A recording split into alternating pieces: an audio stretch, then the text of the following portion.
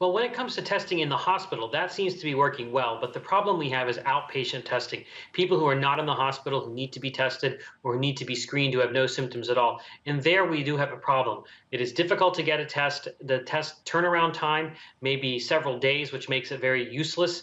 And the thing is, we still have the president disdaining testing. He is talking badly about testing, thinking that this is some kind of scoreboard that he can watch. And if the tests are going up, then cases are going up. So that's a bad thing. And we've basically seen an inability to actually get a handle on how we should be testing to help us get through this pandemic. Ideally, we should be having home tests so that we can test ourselves whenever we need to be tested to see if we're contagious, if we're not contagious. But there seems to be no political will to execute a testing strategy like that. But that's exactly what's needed to move forward through this pandemic. And I think this is one of the pillars of a plan that we need to have executed so desperately as the United States struggles through this pandemic. How closely are you watching what's happening with the AstraZeneca vaccine trial and the vaccine candidate? The fact that they're talking about how the candidate has evoked an immune response in elderly patients and older patients. And what does that mean for the breakthrough in this process? Because they're talking about perhaps end of the year, start of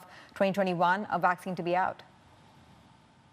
It's very encouraging to see that they have good data in elderly populations. We know that the elderly are the group that's more likely to be hospitalized and more likely to die. So it's very important that a vaccine be able to produce robust immunity in that age group so that we can protect them. So the fact that AstraZeneca and before this Moderna has produced data as well showing that they have efficacy or at least some antibody level titers that are sufficient in the elderly population. This is an important data point that really shows that a vaccine will be one way we move forward in this pandemic and decrease the ferocity of this infection.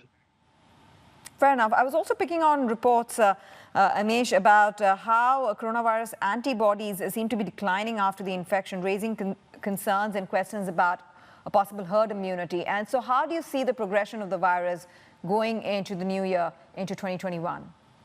You have to remember that antibodies for any infection are going to wane. That's just a biological fact. We don't remain with a high level of antibodies as you get months or weeks away from an infection. That's a normal phenomenon. And you have to remember that antibodies are something we can measure, but there are other arms of the immune system, such as T-cell immunity, that may provide some protection over time. And we know that the reinfections are very rare. There's been tens of millions of cases of coronavirus, but only a handful of reinfections that have been documented. So it's not the norm to be reinfected, at least not in the early period of about 4 or 5 months after infection. After a year, you may be able to be reinfected. And one of the important questions is understanding, are reinfections going to be severe that far out, or are they going to be very mild like they are with other coronaviruses? I don't think this changes much. I think that there's just not a lot of understanding about immunity in general. So this finding is looking surprising to many people, but it's not very surprising to those who know about infectious diseases and how antibodies decline over time. And that's a normal process.